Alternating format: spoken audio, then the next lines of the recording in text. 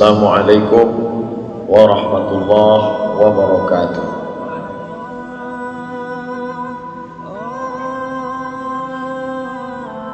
Alhamdulillahilladzi bi ni'matihi tatimmu shalihat. Wassalatu wassalamu ala sayyidis sadat wa ala alihi wa sahbihi ahlil fadaili wal karamat. Subhanaka la ilma lana illa ma 'allamtana innaka antal alimul hakim. Rabbi shrah li sadri wa yassir li amri wahlul 'uqdatam min lisani yafqahu qawli. Kedua mempelai, sepasang mempelai yang berbahagia, hadirin hadirat, orang-orang tua, keluarga besar, yang besar tak dihimbau gelar, yang kecil tak disebut nama, encik-encik, puan-puan, tuan-tuan jemputan majlis. InsyaAllah kita semua hamba-hamba yang dimuliakan Allah Subhanahu wa ta'ala. Amin ya rabbal alamin. Saya diberikan amanah untuk menyampaikan nasihat pernikahan. Pada pernikahan saudara kita semua yang diberikan Allah nikmat besar, menyempurnakan imannya pada hari yang baik di bulan yang mulia ini. Saya ringkas nasihat pernikahan ini pada 7 poin. Yang pertama, berangkat dari firman Allah Ta'ala, a'udzubillahi minasyaitonir rajim, wa min ayatihi, di antara tanda-tanda kebesaran Allah. Saudaraku Daniel, maka yang berada di sampingmu saat ini adalah tanda-tanda dari kebesaran Allah Subhanahu wa ta'ala. Allah menyebutnya wa min ayatihi. Selama ini ayat yang engkau tahu, ayat kursi, ayat dalam surat Al-Fatihah, ayat di dalam surat-surat dalam Al-Quran. Tapi ada ayat yang tidak berhuruf, ada ayat yang tidak berharakat, dia adalah pasangan hidup. Kalaulah seorang istri menganggap suaminya itu ayat, maka tidak akan ada istri yang durhaka kepada suami. Kalaulah suami menganggap istrinya itu ayat, maka tidak akan ada KDRT, kekerasan dalam rumah tangga. Tak akan ada suami yang menginjak-injak istrinya, memukul istrinya, karena istri itu adalah ayat. Yang menyebut dia ayat bukan ustaz, bukan ulama. Allah berfirman dalam Al-Quran, wa min ayatihi an khalaqa lakum min anfusikum azwajan. Surat Ar-Rum ayat 21. Maka renungkanlah itu. Ketika hati marah, mungkin akan berkata kasar. Yang akan saya ajak bicara ini adalah ayat. Pengantin yang sudah lama menikah, dia pun merenung, ternyata yang selama ini serumah dengan saya adalah ayat, tanda-tanda kebesaran Allah Subhanahu wa ta'ala. Yang kedua, litaskunu ilaiha. Pasangan ini diciptakan Allah untuk mendatangkan litaskunu sakinah. Selama ini hati tak tenang, ibarat perahu kemana akan ditambatkan. Tapi hari ini tenanglah hati saudara Daniel, karena tahulah sudah pasangan hidupnya. Litaskunu ilaiha. Diciptakan Allah ayat ini supaya menenangkan hati. Selama ini orang yang tidak tenang diruqyah, dibacakan ruqyah dengan membacakan ayat-ayat, ayat kursi, Al-Fatihah, Al-Ikhlas, Al-Falaq, An-Nas, untuk menenangkan batinnya. Itu ayat yang didengar telinga. Tapi Allah berikan satu lagi ayat, yaitu pasangan hidup. Istri merasa tenang dengan melihat suaminya, dan suami merasa tenang setelah menemukan istrinya. Kalau selama ini kawan-kawan ditafakkuh melihat Daniel kurang tenang, maka sejak hari ini ada ketenangan. Yang belum menikah sesudah menikah menjadi tenang. Yang sudah menikah kalau tak tenang juga nikah sekali lagi. Bercanda, bukan serius. Bercanda. Artinya apa? Litaskunu ilaiha, baik psikis, pikiran terganggu. Siapalah ini? Sampai bolak-balik ronsen mau nengok tulang rusuk sudah berkurang atau tidak. Maka yang perempuan pun juga gelisah. Di manalah agaknya tulang rusukku ini? Kamu kemana dari tadi nyari tulang rusuk, Pak Ustaz? Pergi aja itu ke tempat soto babat, banyak tulang rusuk di situ. Hari ini sudah menemukannya, maka secara psikis dia sudah tenang, secara fisik pun tenang. Selama ini gelora hawa nafsu, maka ditempatkan di tempat yang halal, menjadikannya sebagai ibadah. Litaskunu ilaiha. Laki-laki mencari ketenangan di luar rumah, diskotik, night club, pub, karaoke, bukan menghilangkan haus. Dia sama seperti orang yang meminum air garam di tengah gurun pasir yang panas. Makin kering, makin haus, makin terbakar tenggorokan. Maka ada setetes dua tetes embun di tengah gurun pasir yang gersam, bernama pernikahan. Litaskunu ilaiha. Allah ciptakan ini untuk mendatangkan ketenangan. Yang ketiga, wa ja'ala bainakum mawaddatan wa rahmah. Ini dua makhluk berbeda, bajunya berbeda, fisiknya berbeda, wajahnya berbeda. Kalau sama itu LGBT. Dia berbeda. Sampai-sampai orang barat mengatakan the man from Mars and a woman from Venus. Laki-laki dari planet Mars, perempuan dari planet Venus, bertemunya di bumi. Orang barat itu dia lebih pada dunia ilmiah, Mars, Venus, bumi. Kalau pepatah Melayu tidak. Asam di gunung, garam di laut, bersua juga dalam belanga. Dia lebih pada kuliner, gulai, makan, terserahlah. Baik kuliner, makanan maupun dunia ilmiah, pepatah barat dan Melayu itu menunjukkan ada dua makhluk yang berbeda, dengan latar belakang hidup yang berbeda, dengan cara pandang yang berbeda, tapi mereka disatukan. Apa yang menyatukan merekatnya? Wa ja'ala bainakum mawaddatan wa rahmah. Buka terjemah Al-Quran, mawaddah cinta, rahmah kasih sayang. Anak bertanya kepada emaknya, "Ma, ini ada ayat Quran cinta dan kasih sayang. Apa itu cinta? Cinta itu ya cinta. Kasih sayang ya kasih sayang." Tak bisa dia menjelaskan apa mawaddah, apa rahmah.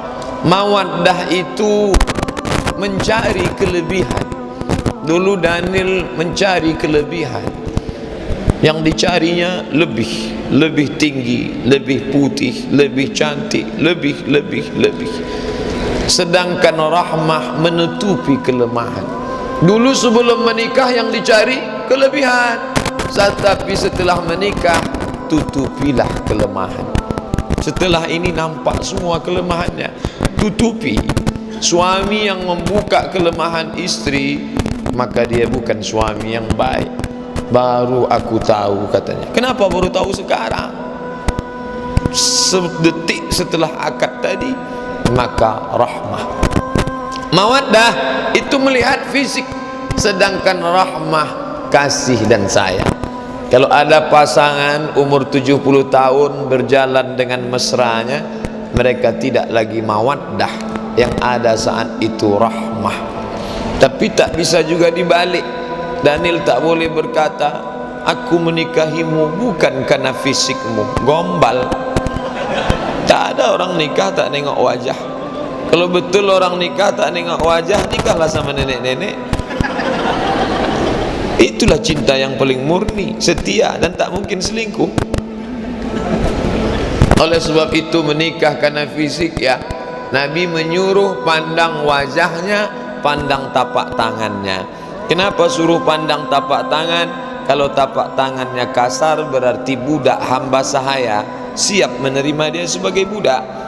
Kalau melihat wajah, maka dengan melihat wajah ahra, lebih memotivasi untuk menikah. Selama ini dilihat dari seberang jalan, cantik. Setelah tengok dari dekat, tak jadilah Pak Ustaz. Maka disuruh melihat wajah dan telapak tangan. Artinya apa? Melihat fisik.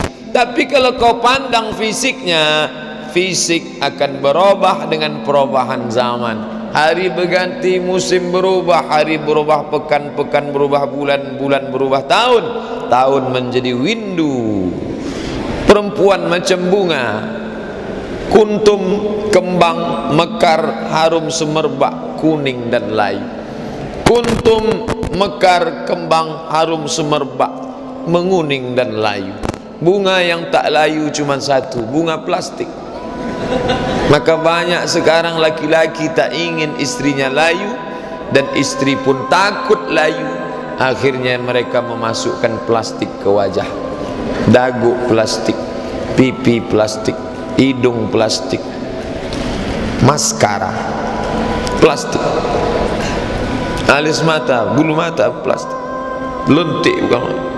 Begitu ada orang bakar sampah, layu, plastik. Maka jangan kau pandang karena fisiknya. Kata Nabi, tungkahul mar'atu li arba, perempuan dinikahi karena 4. 5 liha, karena hartanya banyak, silakan. Wali hasabiha, karena keturunan raja, tengkuan, syarifah, syarif, tak salah. Wali jamaliha, karena cantiknya.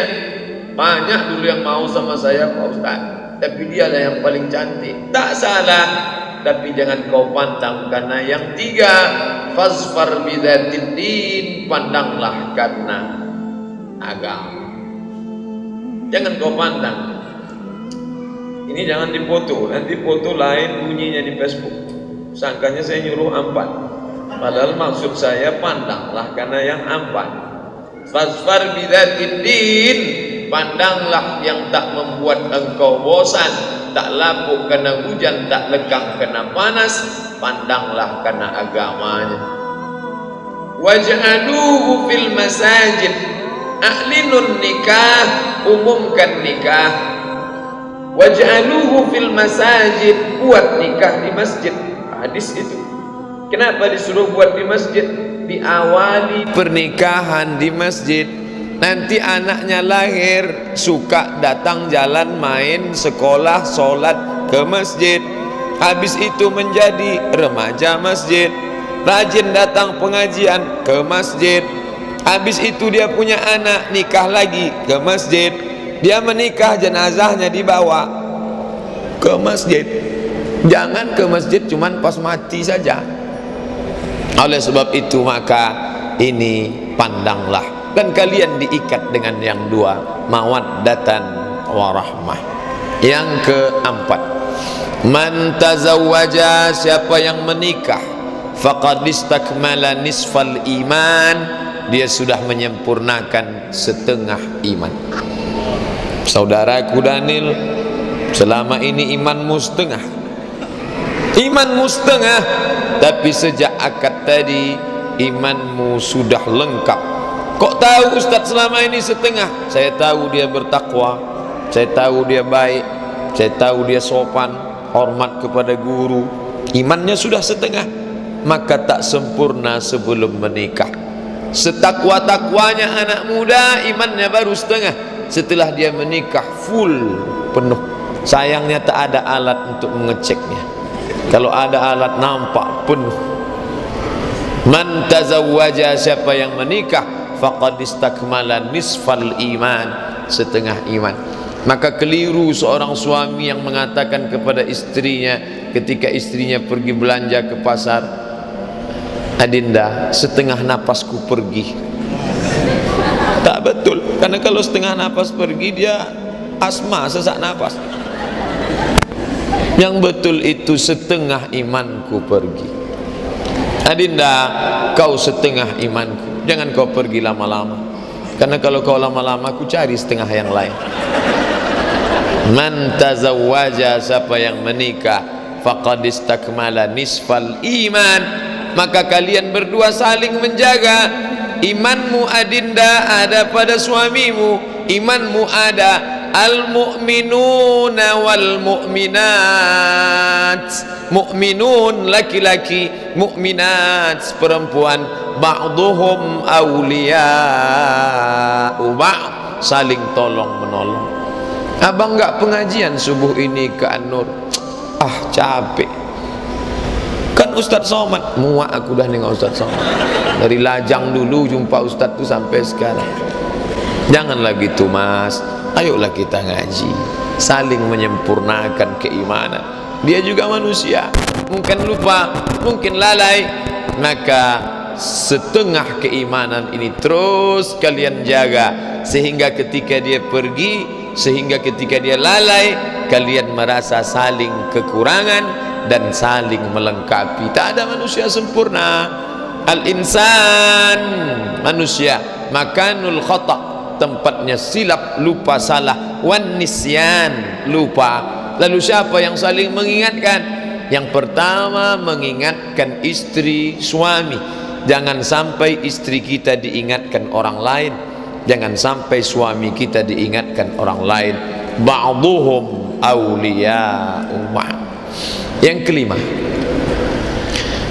kelima adalah yang ada di sampingmu ini, wahai saudaraku Daniel, makhluk yang diciptakan dari dirimu sendiri. Khuliqatil mar'atu min dhila, perempuan diciptakan dari dhila, tulang yang menutup jantung. Kenapa jantung Abdul Somad ini na'udzubillah kalau tabrakan tetap selamat? Karena ada tulang yang besar. Dila wajuha a'laha, tulang yang paling bengkok, yang paling atas. Yang paling bengkok, yang paling atas disebut dengan rusuk. Bentuknya bagaimana? Melengkung, bengkok. In akhazta aqamtaha kasartaha, kalau kau paksa harus kau luruskan, patah dia. Tapi kalau kau ikut, kau akan jadi bengkok. Saudaraku Daniel, kalau kau ikut tulang ini, kau jadi bengkok. Daniel mana? Daniel bengkok. Tapi kalau kau paksa, dia akan patah. Lalu bagaimana? Pandai-pandailah supaya dia tak patah, tapi kau tak bengkok. Lalu saya nanya ke Ustaz Abdul Somad, jangan. Ustaz Abdul Somad pun baru menikah. Tanyalah pilot-pilot Sukhoi yang jam terbangnya sudah 5.000 jam ke atas. Tanya kepada Tuan Haji Faisal Qamar, tanya ke Dr. Mustafa Umar. Mereka ini yang sudah lama menikah. Pak Ustaz, Pak Haji, bagaimana kalau menangani tulang rusuk bengkok ini? Kata Pak Haji, bawakan daun sop dengan daun seledri. Itu tulang kambing tuh Pak. Jadi istri saya maksudnya, saya pun tahu, cuman supaya suasana tak begitu tegang. Dia tahu, karena dari jauh dia sudah tahu, tengok dari langkahnya pasti bermasalah.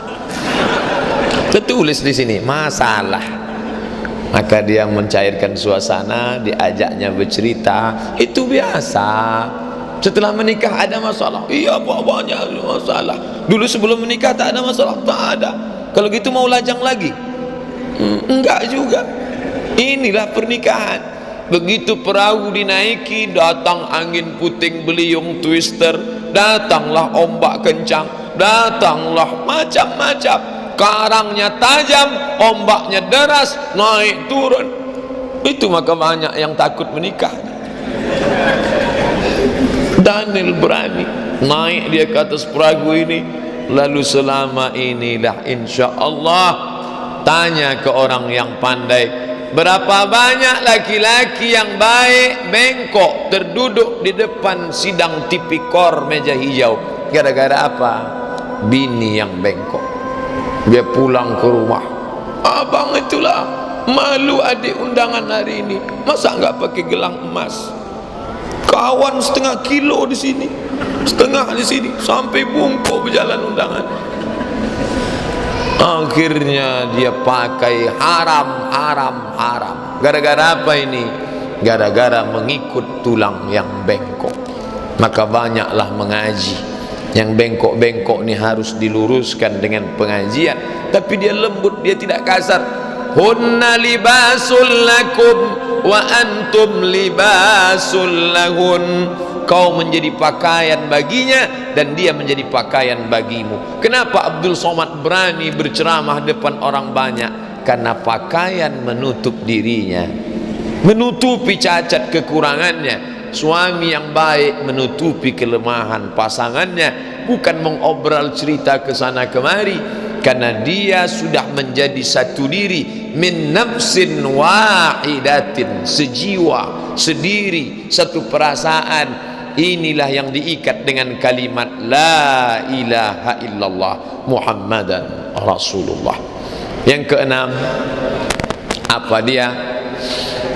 Ketika tadi akad sudah selesai, maka di pundakmu ada tanggung jawab yang besar.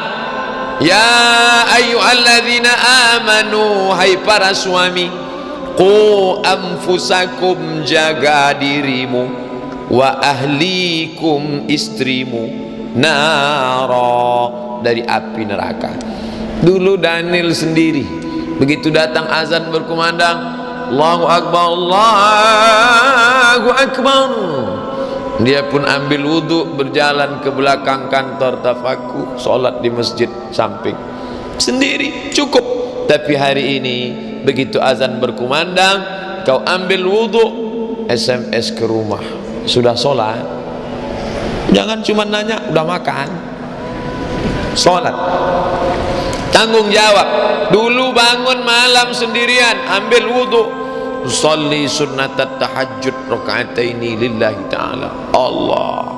Tapi mulai nanti malam dia sudah mengambil air, memercikkan ke wajah istrinya.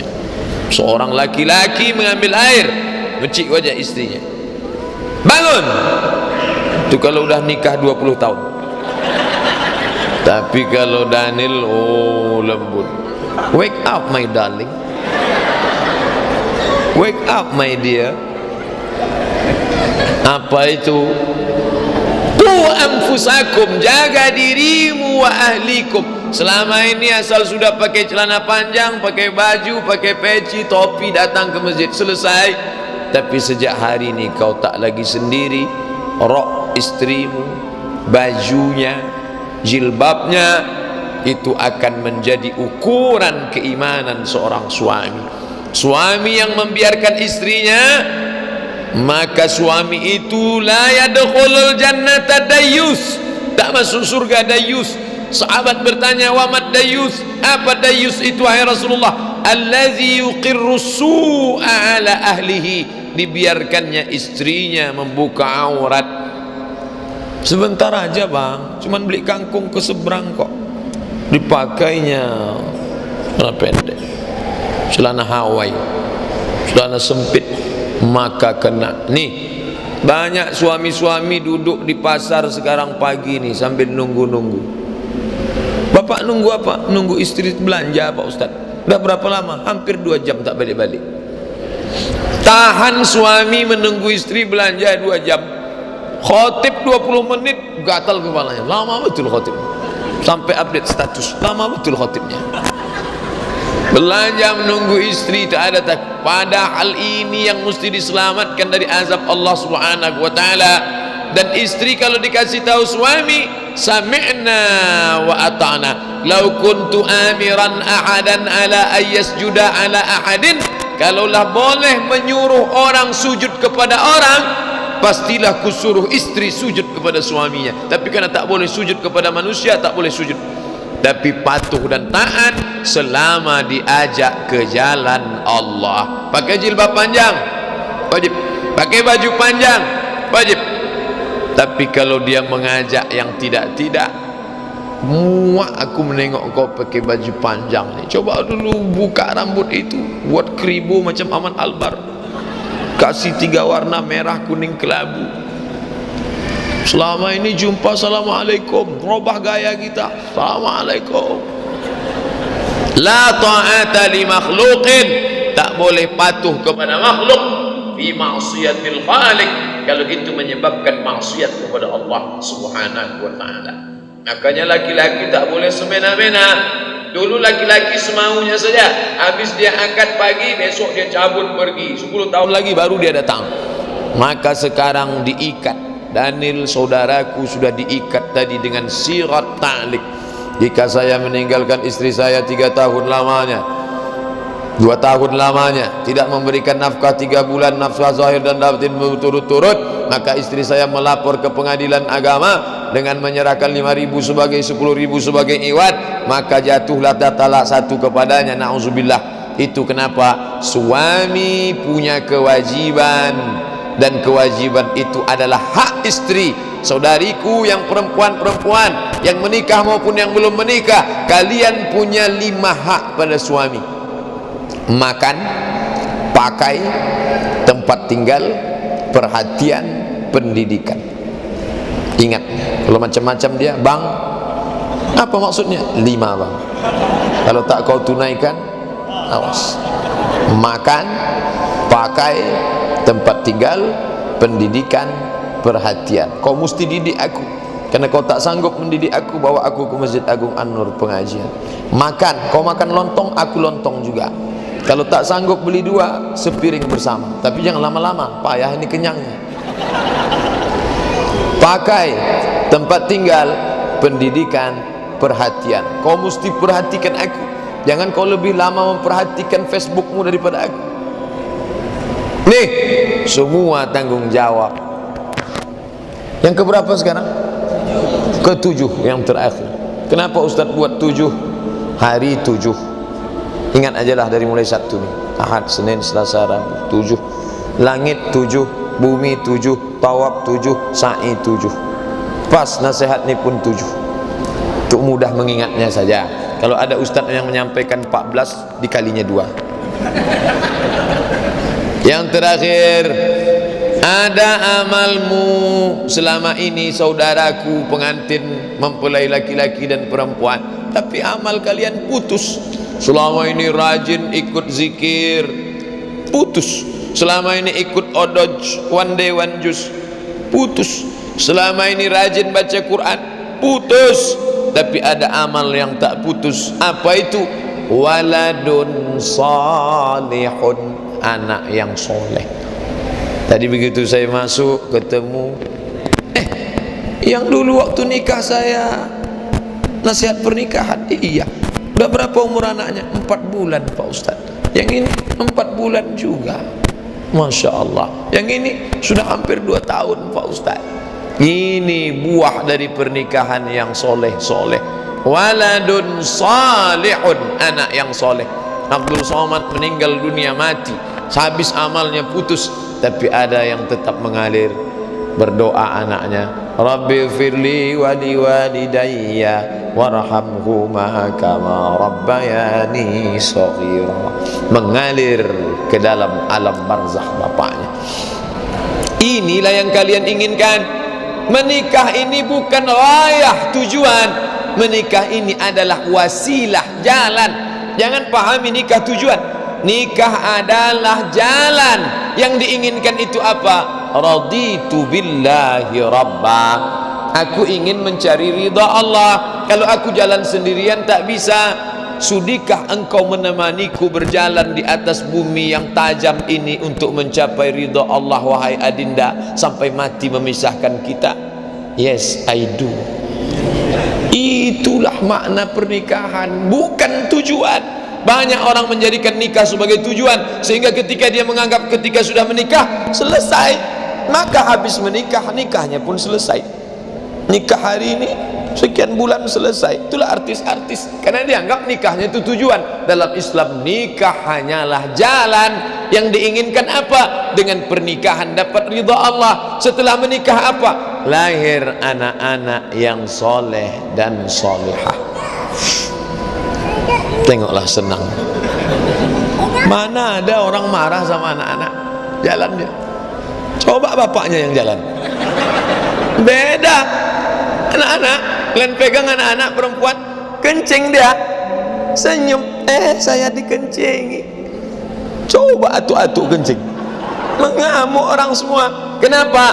Anak yang tak berdosa, waladun salihun, anak yang soleh, anak yang baik. Dan anak tidak akan ada melainkan pernikahan. Siapa yang tak lahir dari pernikahan? Adam alaihissalam, itu saja. Yang lain itu lewat pernikahan. Cuman dua kalau mau dipikir-pikir. Isa alaihissalam, Adam, Isa. Yang ketiga Mr. Bean, dia langsung turun dari langit sampai gue. Lain daripada itu lewat pernikahan. Oleh sebab itu kalian menikah, maka kami semua mendoakan barakallahu lakuma, semoga Allah memberkahi kalian berdua. Wa baraka alaikuma, semoga Allah memberikan berkah pada kalian berdua dalam senang maupun sulit. Wa jama'a bainakuma fi khair, disatukannya kalian berdua dalam kebaikan. Orang menikah mendapatkan doa itu dari mulut-mulut yang tulus. Semua yang hadir ni ikut senang. Dari mana Pak Ustadz tahu ikut senang? Saya sampai di tangga tadi mendengar Allahu Akbar, padahal yang mau jihad dia. Yang lain seolah-olah sekonyong-konyong. Allahu Akbar. Saya sangka tadi deklarasi ormas apa. Allahu Akbar. Begitulah kawan-kawan ikut senang semuanya. Setelah melihat Daniel mengakad nikah, yang lain yang belum nikah merasa sudah nikah. Saking kan senangnya hati. Oh, senang betul hati kami Pak Ustaz. La yu'minu ahadukum, kamu tak beriman hatta yuhibba li akhi, sampai kau sayang kepada saudaramu ma yuhibbu li nafsih, seperti kau sayang pada dirimu sendiri. Ustaz, hari Sabtu bisa nasihat pernikahan? Tidak bisa. Kenapa Pak Ustaz? Kamu kan tahu jadwal saya. Habis dari sini jam 8 sarapan, jam 9 Al-Azhar Sifabudi. Saya tak bisa nasihat pernikahan. Pengajian tafsir ibu-ibu tak bisa saya tinggalkan. Yang mau nikah nih saya Pak Ustaz. Kalau begitu bisa, saya izin ke ibu-ibu. Saking kan semangatnya mau ngasih nasihat pernikahan, Sabtu yang lalu saya sudah siap-siap. Ustadz datang hari ini, mohon maaf Bu, saya tak bisa datang. Kenapa Pak Ustadz? Nasihat pernikahan Daniel. Daniel yang mana Pak Ustadz? Daniel lah, Daniel kan satu. Daniel Sabtu depan Pak Ustadz. Saking kan semangatnya saya, Sabtu lalu saya sudah izin ke ibu-ibu. Bayangkan itu, senang menengok saudara mendapat nikmat. Kalau ada orang tak senang menengok Daniel menikah, dua kemungkinan. Pertama tak beriman, yang kedua pernah naksir. Oleh sebab itu ungkapan kesenangan inilah yang membuat bertahan menunggu. Bayangkan, mungkin lebih ganteng, mungkin lebih hebat. Kenapa Daniel yang duluan?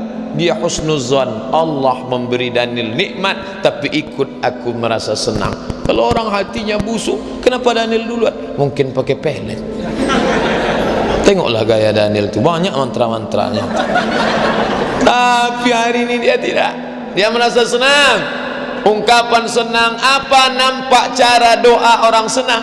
Orang yang senang itu doanya plong. Macam mana doa plong?